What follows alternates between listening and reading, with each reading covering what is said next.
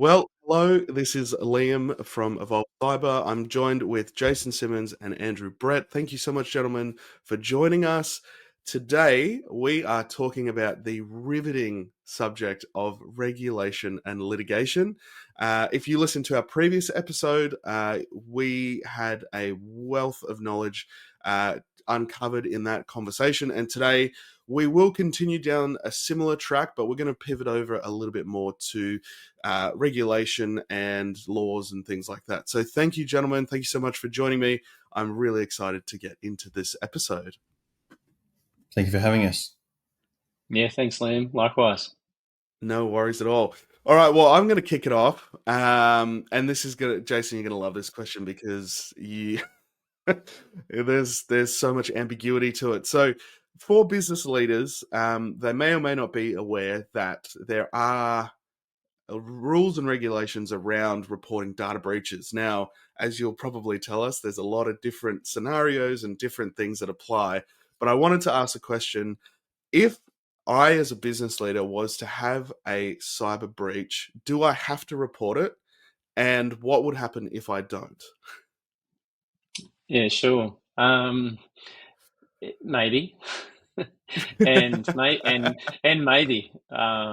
So there's a nice clear answer for you to start off the pod, Liam. 100%. Firstly, we've covered in an earlier pod, what's a data breach, and so if people have listened to that one, they'll know that data breaches are only notifiable under privacy law in Australia when it's considered a defined type of data breach known as an eligible data breach under Part 3C of the Privacy Act.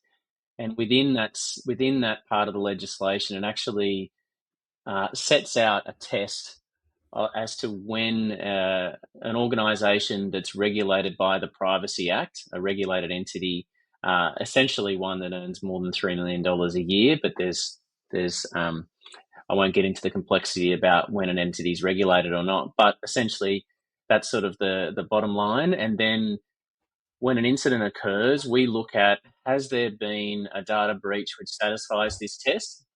And if so, yes, notification to the regulator and to individuals impacted is mandatory. If you fail to comply with those obligations, you're at risk of being investigated if the regulator were to learn about this data breach and come to the view that it should have been notified to the regulator and to individuals. And through that investigation process, you could find yourself subject to some sort of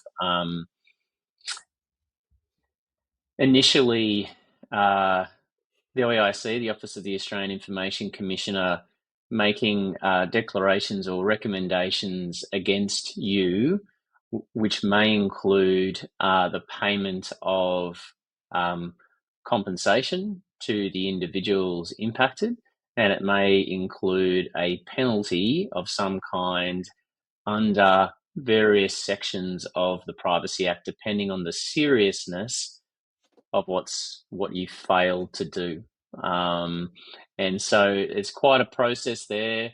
It's not the case of fail to notify and once you pass go you'll suddenly receive you'll receive an instant fine, but it is getting closer to that kind of reality, because we've seen just at the end of last year the Privacy Act got amended to include infringement notice powers for our commissioner, which means she now has the ability in certain circumstances to effectively book you with a speeding fine kind of infringement notice.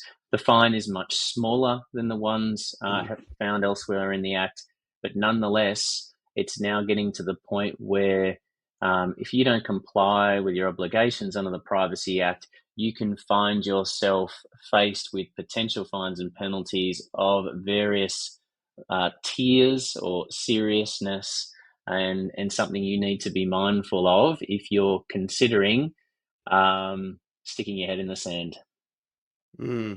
Yeah. And just before we go any further, I would love to ask, just off the back of that, again, putting myself in the mind of a business leader who may not know, you mentioned earlier you're not going to get into the topic of regulated industries, whether you know or not. Is there somewhere where potentially a business leader could go or start on the journey to learn if they are an entity that sits under the Privacy Act and or if they're quote unquote regulated, just to start the journey? I mean, I know there's a lot of moving parts, but if someone was like, I don't know right now if that applies to me, where could they start? Yeah, it's a great question. I think there's fantastic information that's available for free on the OAIC's website. They Mm, go into great length as to who the Privacy Act applies to. They provide examples, but probably the most important things to think about are, um, do I earn revenue over a financial year of $3 million or more, potentially? mm, Don't be cute with that figure if you're close. Am I declaring to the world on my website through a privacy policy that I'm going to uphold to the Privacy Act?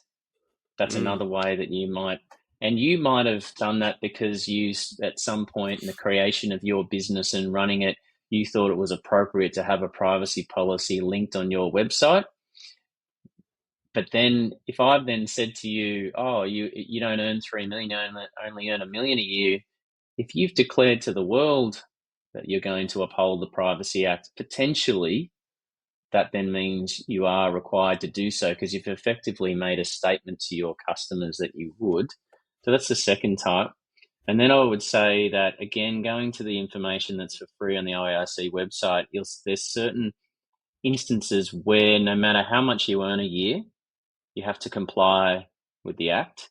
And that might, mm, in particular, accountants are one that comes up all the time for me because they hold tax file numbers for their clients, and they're a yeah. separately regulated type of information where effectively the Act says if you're collecting TFNs on behalf of your clients, and then you have a data breach which impacts those TFNs, we don't care if you've only earned $1 million that year. You actually have to consider whether that's a notifiable data breach. And Mm, lastly, and probably what I should have said at the beginning, if you're an organization that holds personal information of your mm, clients beyond just names and addresses, the basic contact details, but you start heading into the more sensitive things, health information, passports, credit card numbers, driver's license. Can I implore organizations that are earning less than the 3 million to consider pretending as though they have to comply with the Privacy Act reporting obligations? Because my mm, experience, having done hundreds of incidents, customers don't often care if you turn around and say, oh, sorry, I didn't tell you about that data breach a few months ago. I only earned 2.2 million last year. And so that meant I wasn't required to tell you. yeah. Customers tend to respond by saying, well, I'm not really interested in continuing to do business with you. So it's often it's often a case where we'll advise an organisation that technically you don't have to report this incident, but for your revenue you would have. Do you want to proceed nonetheless? And here's the benefits of doing so, but here's the consequences of doing so as well. And I find that the majority of time organisations are telling me I want to notify anyway. Mm. 100%. That's fantastic. You touched on a couple of really great points there. I was smiling before when you were talking about accountants and tax file numbers because I had an argument with an accountant once, and he was arguing till he was blue in the face that because it's not explicitly stated on the website that accountants are under, because they store TFNs, he's okay. And I was like, yeah, you still have TFN numbers, you still collect that information, but apparently I was wrong. So a little bit validating for me there. Yeah, and the confusing part too, mate, just to extend that point, because often people look at the TFN sort of obligation too narrowly as well. When you hold TFNs on behalf of customers, it then opens you up to having to consider the entire data breach and how you're obligated to notify anybody that you're holding those TFNs for. It's not just a case of if you hold the TFNs and it's only like the number and a name and someone and what I find is that people interpret the data breach too narrowly of those tax file numbers. You actually need to then incorporate all the other information that you hold about those people to determine whether you should be notifying or not. And Mm. 99% of the time, if you're holding TFNs for someone, it's probably because you've got a whole tax return that you've prepared for them, and it's going to have a whole other range of PI in there, and so it's going to require notification. So I think, in speaking with that accountant, they've got to realise that it's not just the fact that you're holding a tax file number for that person. You're now holding a cache of personal information that criminals can combine to really do some damage, and it needs to Mm. come. You need to have that mindset when you're a TFN holder, as opposed to trying to like weasel your way out of not reporting obligations because you feel as though storing TFNs alone shouldn't be enough. It's the legislation is intentional in how it deals with TFNs, and so unfortunately, it means a lot of small business accounting firms and have to comply with these obligations. Mm. Yeah, that's thank you for expanding on that a little bit more. That's very educational. And I hope anyway listeners who listen to this do get a lot of value out of this, because even just for me, I'm like, that's amazing. If I can just jump in there for an example of what I really changed, just what changed my outlook on it is, I remember talking to someone. They said, a lot of people out in the sort of general public think these scams are attacking your actual credit card, whereas what he sort of reminded me was personal information can be used to create a whole new credit card. So Yep. a credit card you never knew existed, and that one you're not going to have any visual outlook over. So the only time you're going to know about it is when the credit report comes in eventually and says this credit card was maxed out, it hasn't been paid, and you need to essentially it's created under your name with all the details, all the personal identifiable details, and yeah, it's that really opened up for me because you can't actually see it Mm. until it's a long way down the line. Yeah. Yeah. And the other one that I get all the time, which I just face palm at, is, oh, it's all right, mate. They've already got all my details. So what's one more? I'm like, no, that is not a great approach to that. I was going to say, what's one more? Well, it could be the one where, the criminal that's now got that one more piece of information has a particular business model that targets, financial scams that they're quite experienced in. So you might have had a Mm. couple of incidents where a criminal was just a phishing specialist that just wanted to fish more and more contacts over and over again. And finally, they got that last piece of the puzzle that enabled them to undertake some ATO refund scams or something like that. And you might find yourself in a predicament where a half a dozen of your clients has suddenly not received refunds because they've fallen for some social engineering, and you've just been a bit lazy about, oh well, they just got one more thing. Well, that one more thing could have been the time when a particular criminal group found you a target that they were happy to have a go at,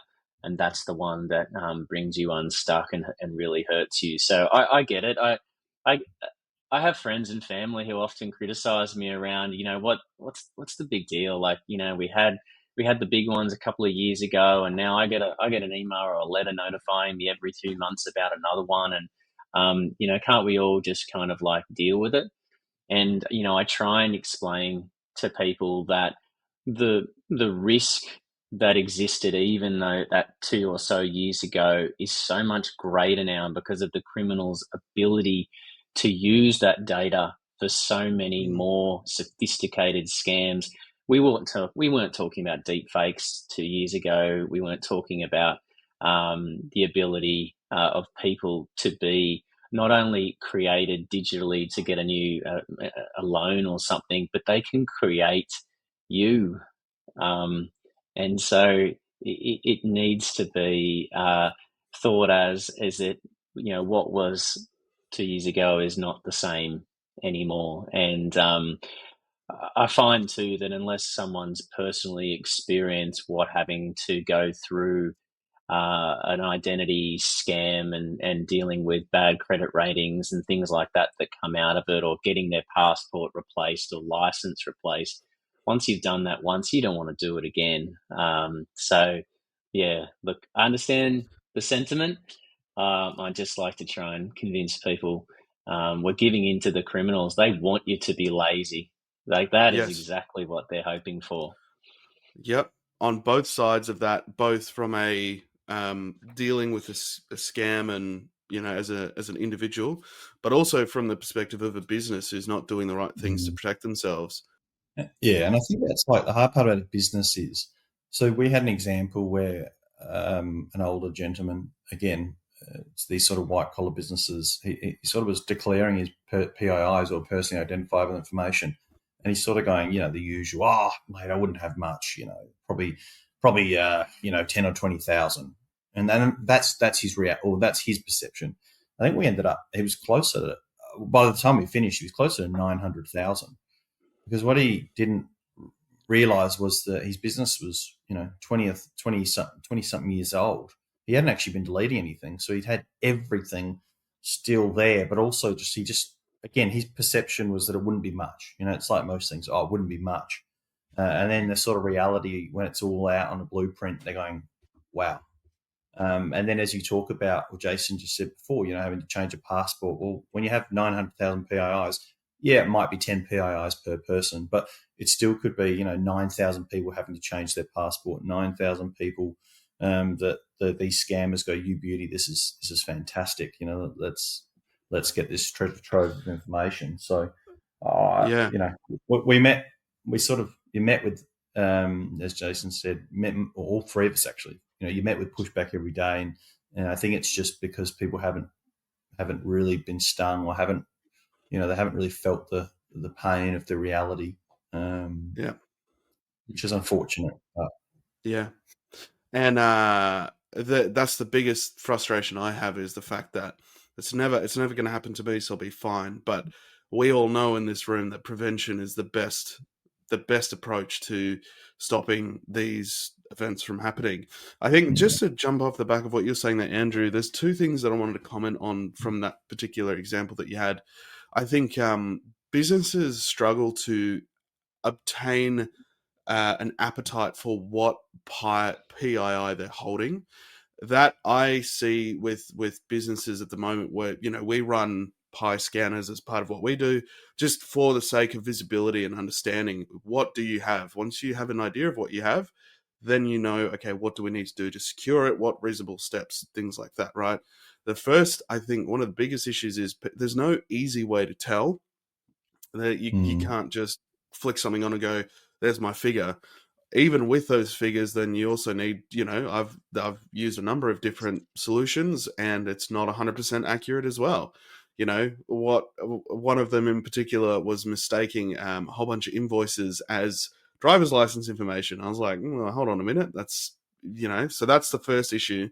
And then the second issue with that is, I have conversations all the time with people where they're like, we don't know, or maybe we in this area we need to keep data for this amount of period. In this area we don't know. So what are we going to do? We're just going to keep everything all the time, because then from a regulation perspective, we're all good. If we keep it past the 8 years or the 7 years, then we're all good. Which I can understand from that perspective, because the financial information's one thing. I think there's, from an employment law perspective, there's a whole other retention rules and stuff like that. So I think that is also the difficulty of that as well. I think what people are, we're talking about costs. How does it cost this much? It's actually, a lot of the time the digital forensics, having to go and find and map it out, because you can't ring up Gary and say, Gary, we lost your information, and then not tell him exactly what you lost. Because if you sort of, you want to do the right thing, and I think, I always tie it back to cyber insurance. Two things with the digital forensics and both that and the PR and legal. So it's three things. It's before going to have a chat with Gary and saying we've lost your stuff. There's a way to approach him, but it also takes time to map out your network, especially after you've been hit or popped, depending on what language you want to use. And then the reality of the nature is these people they're not general professionals. I mean, most of them are $400-500 an hour. So every hour they're looking, and it could take weeks. It's just, and you might have 3 or 4 people, depending on the size of your corporation. So I just think it's one of those things. What we, as you said, it's so hard when a house is on fire. We can all see the fire. I mean, theoretically, you and I could grab a hose and help. Whereas with these kind of incidents, like you need to go find it, and you need people that know how to go do that. It's fascinating, Liam, honestly. When as the 3 of us, we're on the other side, we've seen them. Yeah, it's a fun time at the moment, and I think it's the other thing. It's hard because company X is paying out $40,000 for Google SEO campaigns, yet you ask them for $10,000, $15,000 for a bit of cybersecurity, and it's met like asking for their firstborn. I think the mentality around sort of and the irony is the 40,000 of SEO might not even yield anything, but I think when you talk about attitudes and excitement and all that stuff. I mean, as Jason said, there's a few companies out there that are doing the right thing, going, look, we're not over 3 mil, but I think it's important to our company that we do act like we do. And when you do see them, you sort of, you're really excited because you're like, that's a great attitude.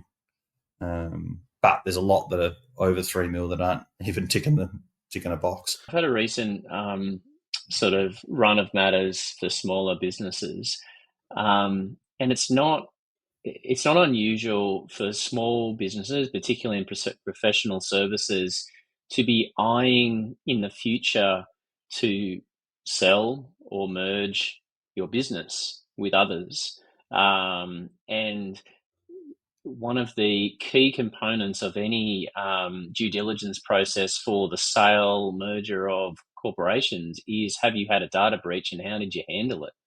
And if you're an organisation worth less than $3 million and you've been a victim of a cybercrime, you are caught in a bind if you are asked to declare whether you've had one or not in the last 5 years. And you say yes, and then the obvious next question is, well, provide us with relevant documentation around the process following that incident. And all you've got to show for it is an email from IT saying we've updated the passwords, we turned on MFA, and we're good to go. And as far as you know, you have absolutely no idea whether that actor was ever removed from your network, whether there was further fraud conducted. It doesn't look good. And so I'm often telling organisations that you might be where you are now in terms of your cyber risk appetite and your willingness to buy cyber insurance or uplift your security, and I understand that. But if you're eyeing in the future to greater things, data breaches, ransomware attacks, and other cyber incidents are very much a part of M&A world now. And so you want to be one of those organizations that handles an incident well, because gone are the days when just having a data breach is like, oh, we don't want to buy that company now because they had a data breach. We're beyond that now. We get it. Anyone can be a victim, particularly where organizations just, we make mistakes or there's a vulnerability that was taken advantage of, blah blah blah. And so you're not suddenly out of the deal. It's the next phase. It's the how did you manage it? And you want to be an organisation turning around that says, look, yeah, we engage with our insurers and they're specialists, and we notified, and our customers were happy, and here's the documentation, and moving on. I can tell you right now, that is gonna go down a lot better than the alternative that I talked about before. So I think that's probably something that's not talked about much And it's interesting too, you say that. There's 2 parts to that, Jason, that really makes my mind go off. And I love this conversation we're having. Actually, it's very fleet. There's so many sort of golden nuggets. I mean, I've had pushback from, well, what's the point in doing all this if I keep reading that as soon as you have an incident, you're done. You're over. So why would I bother doing all this if I'm just going to be over anyway? And it's, as you said, that might have been years ago. That might have been the sentiment. And to be honest, everyone likes to throw around the 60% of businesses won't survive a cyber incident. Yeah. But I think if you're sort of pushing to, as you sort of said, Jason, you can still, doing all this preventative or lessening measures, we're moving past that sort of stage of, it's just one hit and you're out. If you've done the right thing, there is absolutely coming back from it. And the second part that came out of your first point was I think of it, and we see it all the time because we purchased a house recently, is an analogy, sorry, for the business owners that want to put it in context. It's like never doing any maintenance on your house and then going to get top dollar, and someone gets a building report and they're going, well, actually, this you want 1.8 mil, argument's sake, but there's probably about 300 grand worth of work this new purchaser is going to do that, and they're going, well, actually, no, I banked on the fact that I was going to get 1.8 million because I need to, buy the next house and I wanted to buy a boat, because we're downsizing, and then they go, no, you're probably more looking like 1.5, and also I want 100 grand off because I don't really want to do this. I'll just go buy another property that's actually already finished. So, the stat that came out the other day that, with the aging population, is going to be a lot of sort of mergers and acquisitions over the next sort of 5-10. Well, imagine where we are going to be in 5 or 10 years. If you're not doing anything now, what's that golden goose or this business you worked on for so long? Is it going to be, is it going to be, well, you haven't done anything for 5-10. You either do it all now, and even then we're kind of skeptical about this because we've got 4 businesses on our table that we're making offers on, and the other 3 have. And the opposite of, okay, well, this is very healthy. You've had a good attitude towards it. This is a blue chip business. Yeah, agreed, mate. Yeah, that's a incredibly great thing that, like you just said, Jason, I wasn't even aware of the M&A side of things. It's going to be very interesting. Just where I know we're almost coming up to time here, I wanted to ask a couple more questions really quickly. From a fines and penalties perspective, Jason, I know we touched on it kind of at the start. From as high level as possible, and again, I know it depends on situations. From what I understand, there's a couple of different levels of fines versus penalties, as you alluded to. If you could just run us through that, and why I would love to know is, we see in the news back when I think it was Medibank or Optus had their data breach, there was a cap of something around $2 million, but since then that's been raised. Again, there's a lot of different moving parts. If you could elaborate a little bit on that, just again to help educate the uneducated business leader. Yeah, sure, mate. Look, a couple of years ago, maybe a bit less, the Privacy Act got amended to really uplift in a huge way the maximum penalty that an organisation, a regulated entity, could be subject to under the Privacy Act for defined as a serious interference with privacy, and that's a phrase used in the legislation to link with the various obligations under the Privacy Act through the Australian privacy principles. And if you interfere with someone's privacy through your failure to comply with those principles in a serious or repeated way, the Act actually enables a final penalty, a fine to be issued, or a civil penalty, I should say, in the order of, if you can believe it, of $50 million or more, depending on the value of the actual conduct. And in the context of a data breach, that might be in the period in which an organisation suffers a data breach and doesn't actually comply with its obligations, and that might be for more than 12 months, it can actually even issue a penalty of 30% of the adjusted turnover of that organisation. So in theory, and unfortunately, we haven't seen a penalty issued yet, but there's a couple of cases at the moment that are rolling on that we could see some kind of penalty. But what you were alluding to before is those those large businesses are going to be subject to the fines that existed prior to that massive uplift in the maximum size. But Mm. what that means for us now is if we see a fine issued to the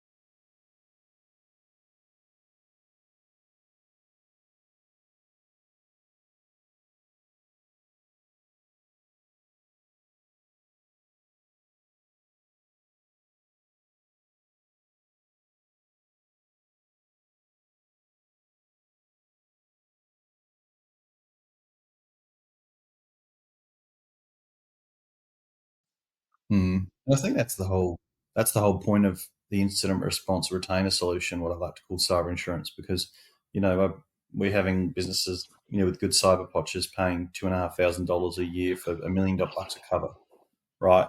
It's that strategy that as a whole business they're going to, and we're doing a monthly now, so right there you go. There's now looking at $200-ish a month to get your get your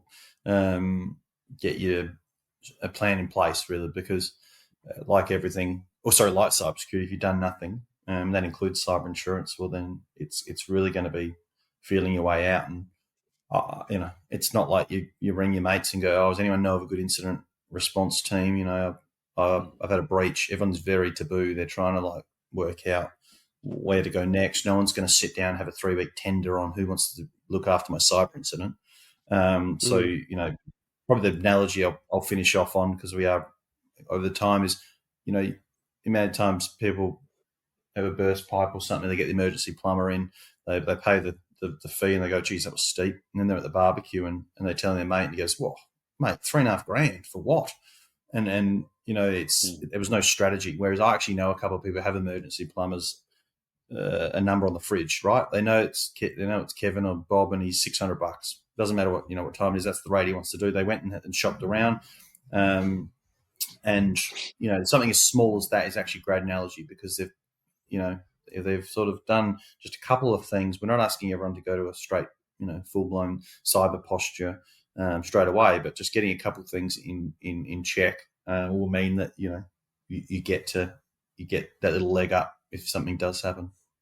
Mm. Yeah, and I think what you've alluded to previously in other episodes, Jason, is the regulators don't want to come down hard straight away. They, again, you don't know what you don't know, but I would sense that if you're taking the right steps, and sure, you're never going to be 100%, but if you take the right steps, that will be taken into consideration compared to those who don't take the right steps and are quite clearly not doing the right thing. So I think that's also important. And look, I can't speak for the regulator, but if I was dealing with a business that came to me and said, hey, we are taking steps, we've done these things, we have unfortunately had a cyber incident, I go, you know what, all good. You're doing something compared to a business that doesn't. Yeah, the fact that there's been no final penalty issued to date, you could be cynical and you could say, what's the regulator doing? Or you could actually see it as a reflection of the fact that that they're not out there to get you. They're out there to see that organisations are trying their best to comply and uplift their security and how they're dealing with their privacy obligations. And so it's a carrot or a stick, depending on which way you want to look at it. Yeah, absolutely. Absolutely. Look, we are coming up to our time here, so I think we'll wrap up the episode here. Couple of key takeaways just to recap this episode. Number one, if you don't know if you're regulated or not, head to the OAIC website. The what does it stand for? The Office The Australian OAIC. Information Commissioner. That's the one. Head there, and they'll have some great resources for you. Second to that, which we haven't spoke about, but it's prompted me. If you have a privacy policy on your website, it's probably a good opportunity to review what's in that. Because I will admit, when I first started my business, I was told by a web developer, you need a privacy policy on your website for the sake of satisfying Google. So there could be some big legal implications to that if you don't review your privacy policy. So do that. And then the third one, which was a great piece of advice, Jason, so thank you for this, was if you are storing PII, personally identifiable information, and you're under the $3 million threshold, it would be in your best interest to move your business alongside the Privacy Act and abide by the privacy principles in the event you have a situation. So that is fantastic. Thank you so much, gentlemen, for your time. I really appreciate it. Join us next week. We will be touching on, and we touched on it today, the topic of forensics and why cyber forensics is required in the context of a data breach, but also just to find out a little bit more about it. So be sure to tune in next week. If you have any questions, please reach out to either three of us. Would love to cover off your conversations in this podcast. All right. Thank you so much, gentlemen. Really appreciate your time. We'll end the episode there. Tune in next week. Thank you so much.